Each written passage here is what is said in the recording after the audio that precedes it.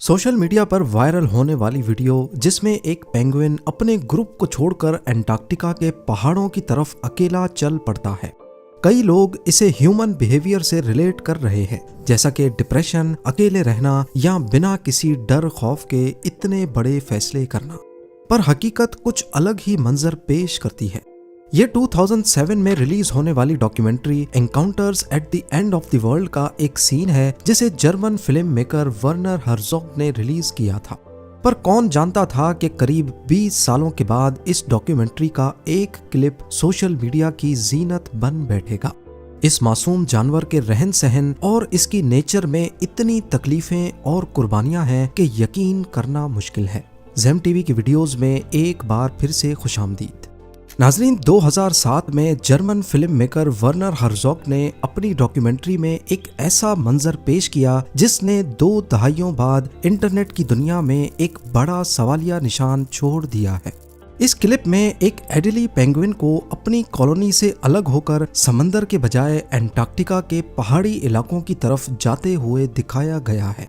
South pole में समंदर इन penguins के लिए खाना और जिंदगी का जरिया होता है, लेकिन ये अकेला पेंगुइन खाने को छोड़कर सीधा सीधा मौत की तरफ बढ़ रहा था, जहां ना खाना था और ना ही सर्वाइवल की कोई उम्मीद। इसकी क्या वजह हो सकती है? इसके लिए हमें पेंगुइन्स की नेचर के बारे में जानना होगा। क्या वजह है कि ये मखलूक समंदर छोड़कर अंटार्कटिका में 100 किलोमीटर अंदर रहने पर मजबूर है? अंटार्कटिका जमीन का वो हिस्सा है जहां कुदरत ने किसी जानदार के लिए कोई गुंजाइश नहीं रखी। ये दुनिया का सबसे ठंडा, सबसे खुश्क और सबसे ज्यादा तेज हवाओं वाला कॉन्टिनेंट है। यहाँ हरिकेन जितनी तेज हवाओं के साथ साथ टेम्परेचर -90 डिग्री सेल्सियस तक गिरना भी नॉर्मल बात है। इतनी ज्यादा सर्दी में इंसानी जिस्म अगर ठीक से ढका ना हो तो 10 सेकंड में ही फ्रीज होना शुरू हो जाएगा। यहाँ तक के उबलते हुए पानी का गिलास हवा में उछाला जाए तो जमीन पर गिरने से पहले ही फ्रीज हो जाएगा। तो फिर सवाल पैदा होता है कि पेंगुइन्स ने इस जानलेवा सर्दी को ही अपना घर क्यों बना डाला? इसका जवाब मिलता है पेंगुइन्स के दुश्मनों और उनकी भूख में। अंटार्कटिका की जमीन भले ही बंजर और मौत का घर हो, लेकिन इसके गिर्द जो समंदर है वो जिंदगी से भरपूर है। इस ठंडे ओशन में छोटी झींगा नुमा मछलियां इतनी बड़ी तादाद में होती हैं कि ये पेंगुइन्स के लिए खाने का खजाना है। पर यहाँ पर रहने की असल वजह पेंगुइन्स के दुश्मन है, क्योंकि ये जानवर ना तेज भाग सकते हैं ना ही हवा में उड़ सकते हैं। यही वजह है कि अगर ये किसी और जगह पर होते तो शायद जंगल के शिकारी जानवर इन्हें या फिर उनके अंडे खा जाते। पेंगुइन्स की खुशनसीबी ये है कि अंटार्कटिका की सख्त सर्दी में दूसरा कोई खतरनाक जानवर कदम भी नहीं रख सकता। तभी पेंगुइन्स ने इस खौफनाक ठंड को अपनी ढाल बना लिया है। कुदरत ने भी इनके अंदर इतनी सख्त सर्दी से लड़ने की ताकत रखी है। पेंगुइन्स की स्किन के नीचे फैट की एक मोटी लेयर होती है जिसे ब्लबर कहते हैं, और इनके पर इतने घने होते हैं कि बर्फानी हवाएं इनके जिस्म तक नहीं पहुंच सकती। बेशक अंटार्कटिका पेंगुइन्स के लिए कुदरत का एक तोहफा है, लेकिन कुदरत कोई भी चीज मुफ्त में नहीं देती। अगर इन्हें यहाँ दुश्मनों से पनाह मिलती है तो इसकी कीमत उन्हें हर साल मौत का मुकाबला करके चुकानी होती है। यूं समझ लें, हर साल पेंगुइन्स को जिंदगी और मौत का एक इम्तिहान पास करना होता है। अंटार्कटिका की बर्फानी दुनिया में हर पेंगुइन एक जैसे नहीं होते। यहाँ टोटल 5 किस्में पाई जाती हैं। सबसे भारी और 4 फुट तक लंबे पेंगुइन्स को एम्परर पेंगुइन कहा जाता है। फिर आते हैं हेलमेट पेंगुइन या फिर चिन स्ट्रैप पेंगुइन। इनकी चिन के नीचे एक पतली काली लकीर होती है। तीसरी नस्ल है जेंटू पेंगुइन्स, जो अपनी ऑरेंज चोंच और सर पर सफेद पट्टी से पहचाने जाते हैं। फिर आते हैं मैकरोनी पेंगुइन्स, जिनके सर पर पीले रंग के स्टाइलिश पर होते हैं। और आखिर में पेंगुइन्स की वो नस्ल है जो वायरल वीडियो में देखी गई। इन्हें कहते हैं एडिली पेंगुइन, और इनकी पहचान इनकी आंखों के गिर्द सफेद रिंग से होती है। दुनिया में कहीं भी जब सर्दियों का आगाज होता है तो जानवर और परिंदे गर्म इलाकों का रुख करते हैं, लेकिन अंटार्कटिका में इसका बिल्कुल ऑपोजिट देखा जाता है।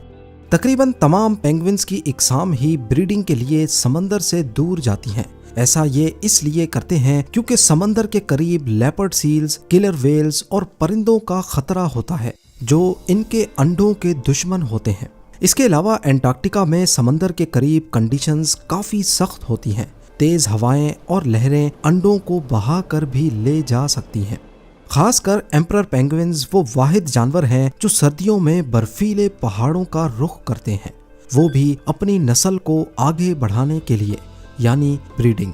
हर साल मई जून के महीनों में जब यहाँ विंटर्स शुरू होती हैं, एम्परर पेंगुइन्स समंदर में अपना खाना छोड़कर लाखों की तादाद में एक साथ ट्रैवल करना शुरू करते हैं। इनकी मंजिल होती है वो ब्रीडिंग कॉलोनी जहाँ ये खुद पैदा हुए थे, समंदर से 100 किलोमीटर दूर। ये सफर इतना मुश्किल होता है कि इनकी बॉडी की एनर्जी खत्म होने लगती है। ना ही रास्ते में इनके पास कुछ खाने को होता है और ना ही मंजिल पर। ब्रीडिंग कॉलोनी पहुंचकर ये अपना पार्टनर सेलेक्ट करते हैं।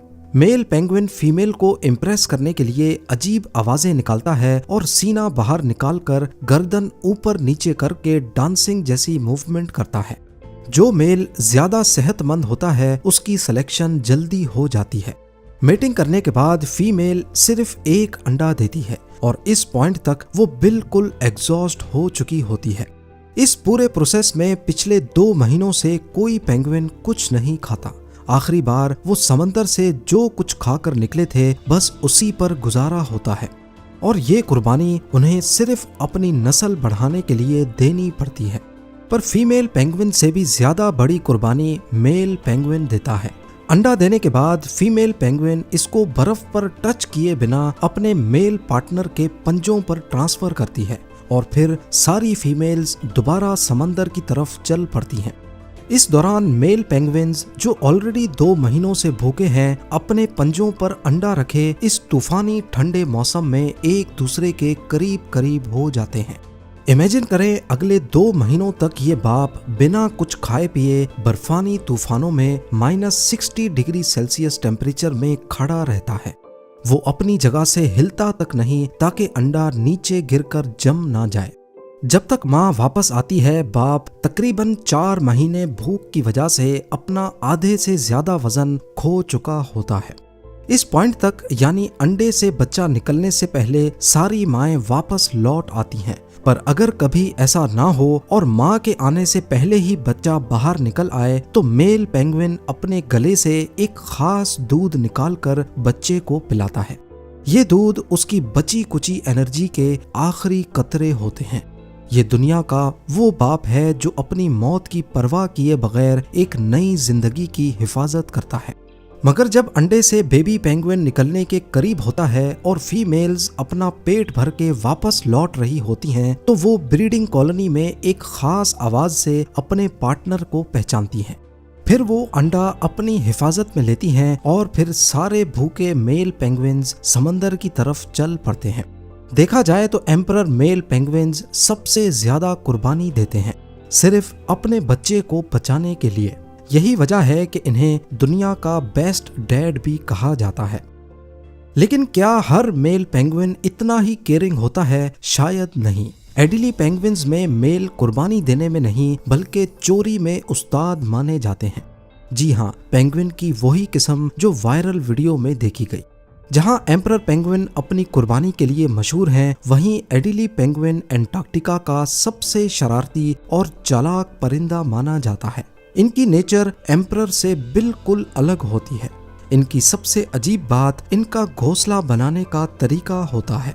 एंटार्क्टिका की बर्फ पर घास या तिनका तो होता नहीं, तभी एडिली पेंगुइन्स पत्थरों से अपना घर बनाते हैं। जो मेल सबसे अच्छा घोंसला बनाता है, फीमेल की तरफ से उसकी सिलेक्शन के चांसेस काफी बढ़ जाते हैं। इनकी दुनिया में एक एक पत्थर की कीमत किसी हीरे से कम नहीं होती। जब मेल पेंगुइन अपनी पार्टनर को खुश करने के लिए घोंसला बनाता है तो वो मेहनत करने के बजाय अक्सर चोरी का रास्ता इख्तियार करता है। जी हाँ, जब पड़ोसी पेंगुइन रास्ता देख रहा होता है तो एडिली मेल दबे पांव उसके घोंसले से पत्थर चुराता है और अपने घोंसले में रख लेता है। कभी कभी तो ये पूरा दिन एक ही पत्थर के पीछे लड़ते हुए गुजार लेते हैं। इनकी ये अजीब नेचर दिखाती है कि ये बहुत ज्यादा सोशल और हाइपर एक्टिव होते हैं। लेकिन इनका सिस्टम एम्परर से ज्यादा बैलेंस्ड होता है। इनमें बाप अकेला भूखा नहीं रहता, बल्कि माँ और बाप बारी बारी शिफ्टों में अंडे पर बैठते हैं। जब एक खाना खाने जाता है तो दूसरा पहरा देता है। इनकी ब्रीडिंग कॉलोनी एम्परर की तरह इतनी डीप तो नहीं होती, लेकिन फिर भी इन्हें 50 किलोमीटर तक अंदर जाना पड़ता है। तो फिर सवाल पैदा होता है कि इतना सोशल और होशियार जानवर जो एक एक पत्थर का हिसाब रखता है, अचानक रास्ता भटक कर मौत की तरफ क्यों निकल पड़ा। फिल्म मेकर वर्नर हर्ज़ॉग ने जब ये मंजर देखा तो वो खुद काफी हैरान रह गए। उन्होंने देखा कि एक पेंगुइन भीड़ से अलग हुआ और फिर बिल्कुल उल्टी डायरेक्शन में चलना शुरू हो गया। साइंटिस्ट ने इस अजीब रवैये को साइकोटिक ब्रेकडाउन का नाम दिया है। इंसान हो या जानवर, कभी कभी दिमाग के वायर्स क्रॉस हो जाते हैं। पेंगुइन्स के दिमाग में एक बिल्ट इन जीपीएस होता है जो उनके दिमाग के लिए एक नेचुरल नेविगेशन सिस्टम के तौर पर काम करता है।